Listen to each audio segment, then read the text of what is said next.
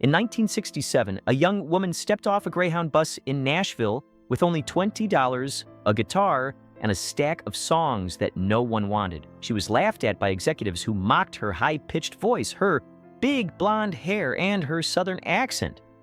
Many told her she had no future in country music, yet she carried a determination forged in hardship, a resilience born from years of struggle, and a vision that no rejection could shake. From a cabin with no electricity in the Smoky Mountains, she would rise to write more than 3,000 songs, become one of the most beloved entertainers in the world, and build an empire worth over $650 million.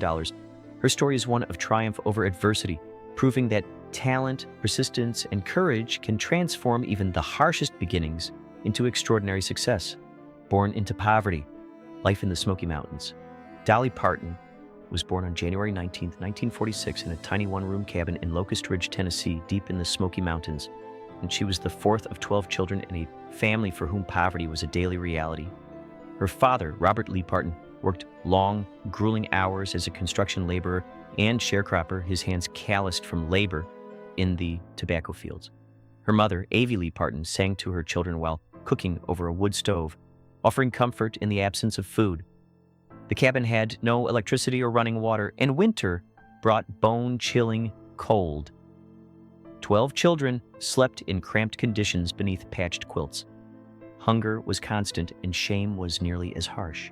Yet even in these bleak circumstances, Dolly's early experiences planted the seeds of her empathy, creativity, and determination, giving her an understanding of hardship that would shape her artistry and her generous spirit in the decades to come. The pain of being different, growing up in extreme poverty, brought Dolly not just physical hardships, but social stigma as well. At school, she was constantly reminded that she didn't fit in. Homemade dresses stitched from rags, shoes worn through at the toes, and the other signs of her family's struggles made her a target for ridicule. Classmates whispered, mocked, and excluded her, and teachers offered a little support. The humiliation of being different carved deep emotional scars that would follow her even into adulthood. Yet amidst this pain, Dolly discovered the transformative power of music. Singing became her refuge, her sanctuary, and her secret weapon. While poverty limited her material opportunities, it could not silence her voice. Music became her currency and her escape, offering both comfort and a sense of possibility. Even as a child, she understood that her talent could be a lifeline, carrying her beyond the hardships of her youth. A voice too big for the mountains. Music was woven into every corner of Dolly's upbringing. Her mother sang old Appalachian ballads while cooking, and her grandfather, a Pentecostal preacher, filled Sunday services with fervent gospel hymns. By the age of 7, Dolly was already writing songs, scratching lyrics onto scraps of paper with broken pencils. By 10, she was performing on local radio, and at 13, she made her debut on the Grand Ole Opry stage in a homemade dress. Applause rang in her ears, but it could not erase the grip of poverty or the sense of limitation she felt in her surroundings. Still, Dolly vowed she would escape the constraints of her environment. She loved her family deeply, but she understood that to rise, she would have to leave. Music became more than art. It became her passport to a life she had yet to imagine, a life where talent and determination could outweigh circumstance. The move to Nashville, dreams and reality collide after graduating high school in 1964. Dolly left her home in the Smoky Mountains with nothing but a cardboard suitcase, her guitar, and $20. She arrived in Nashville full of hope, believing that talent alone could secure her future. Reality, however, proved harsher than she imagined. The city was competitive, and the music industry was often ruthless. Dolly lived in a tiny, roach-infested apartment and survived on stolen ketchup packets, crackers, and whatever scraps of food she could find. She knocked on every door, record labels, radio stations, and publishers, but was repeatedly rejected. Executives criticized her voice, accent, and appearance. "You're too country for country music," they told her. Each rebuff echoed the humiliation of her youth, but Dolly refused to surrender. Her resilience, forged in poverty, now became the engine, driving her toward eventual success. First steps in the industry. Monument Records. In 1966, Dolly caught a small break when Monument Records offered her a contract. While far from ideal, the contract provided a foothold in the industry. Her first single, Dumb Blonde, released in 1967, climbed to number 24 on the country charts. Although she had finally begun to be noticed, her early success came with significant compromises. Monuments sought to mold her into a pop star, stripping away the authenticity of her country roots. Dolly recorded songs she did not believe in and posed for photos that made her feel more like a product than an artist. Financial gain was minimal, and the constraints of her contract left her dependent and vulnerable. Even in victory, the struggle continued. Yet these early experiences strengthened her resolve, teaching her the value of creative control and sowing the seeds of her eventual independence. Porter Wagoner, opportunity, and constraint. Dolly's fortunes shifted when country star Porter Wagoner offered her a co-host position on his television show. This opportunity brought national exposure and a steady paycheck, but came at a cost. Porter managed her career, controlled her recording sessions, and held final say over her songs. Dolly found herself trapped in a dynamic where her talent was celebrated, but her independence was limited. She was expected to be the charming sidekick, smiling and performing without asserting her voice. The relationship became increasingly fraught as her desire for creative expression clashed with the control Porter exerted. Despite the benefits of fame and security, Dolly experienced firsthand the tension between opportunity and autonomy, learning that success could be both liberating and suffocating, depending on the terms on which it arrived. The song that changed everything, I Will Always Love You.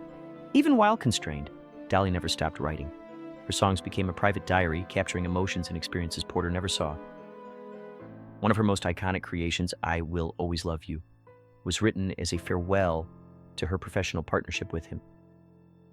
In 1974, she performed the song for Porter, who recognized its power and agreed to let her leave, but not without a costly settlement.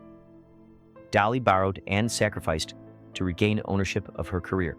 The song became a declaration of independence and a turning point in her life. Its soaring lyrics captured heartbreak, liberation, and the courage to reclaim one's destiny. With its release, Dolly demonstrated that artistry could be a tool of personal empowerment, not just a product for others to exploit. Rebirth and stardom. Freed from restrictions, Dolly's career skyrocketed. I Will Always Love You reached number 1 on the country charts, cementing her place in the industry. Throughout the 1970s, she released a series of hits that showcased her versatility and storytelling ability. Jolene demonstrated haunting lyrical sophistication, while Here You Come Again proved her crossover appeal. In 1980, she recorded 9 to 5, a song written for the film in which she starred alongside Jane Fonda and Lily Tomlin. The track topped charts and became an anthem for working Americans, earning her critical acclaim and an Academy Award nomination. Dolly's career exemplified both creative mastery and strategic acumen, balancing authenticity with the broad appeal, and showing that the girl from the Smoky Mountains could dominate stages far beyond her childhood home. Building an empire, Dollywood and beyond. By the 1980s, Dolly expanded beyond music into entrepreneurship. She launched her own production company, taking control of her music and business affairs, becoming one of the first female country artists to own her masters, a move that would generate immense wealth over decades. Her most ambitious endeavor came in 1986 with the opening of Dollywood, a theme park near her childhood home. Critics initially dismissed it as a vanity project, but Dolly understood that the park represented more than entertainment. It was a testament to her story, a bridge connecting visitors to the magic of the Smoky Mountains. Dollywood became a cultural and economic force, attracting millions annually, employing thousands, and reflecting Dolly's belief in giving back to the community that shaped her. The hidden cost of fame. Even as Dolly's fame soared, the demands of stardom weighed heavily on her. Recording, touring, and promoting left little room for rest, privacy, or emotional recovery. Exhaustion and loneliness were constant companions, reminders that success could not erase the scars of childhood poverty or professional exploitation. Beneath these sequins, wigs, and smiles, she wrestled with the pressures of maintaining her empire. The drive that fueled her ascent also created a relentless pace that few could sustain. Dolly's experience illustrates the duality of fame. While it offers visibility and opportunity, it also magnifies isolation and stress, creating challenges invisible to the public eye but deeply felt by the individual. Love, partnership, and sacrifice. Amidst her whirlwind career, Dolly maintained a long, enduring marriage to Carl Thomas Dean, whom she married in 1966. Carl, a private man running an asphalt business, avoided the spotlight, appearing publicly with her only rarely. Their relationship was unconventional, built on distance, trust, and mutual respect rather than constant togetherness. Dolly's career required prolonged absences, phone calls, and brief reunions, yet their partnership endured. She often described him as her rock, highlighting that even in a life filled with glittering achievements, personal fulfillment required compromise and sacrifice. Her marriage demonstrates that success and love coexist not through constant proximity, but through stability, mutual understanding, and shared commitment. Legacy of resilience. Dolly Parton's story is one of survival, creativity, and perseverance. From a barefoot girl in a one-room cabin to a global superstar and business mogul, she turned hardship into power and rejection into resilience. She fought for her voice, reclaimed her independence, and built a career on her own terms, leaving a legacy that spans music, business, and philanthropy. Yet even in triumph, the wounds of her past remained, shaping her empathy, generosity, and artistry. Her life reminds us that success does not erase suffering. It transforms it. Dolly's greatest legacy may not be the fortune or the accolades, but the proof that determination, talent, and heart can turn even the deepest struggles into something extraordinary, inspiring generations to come.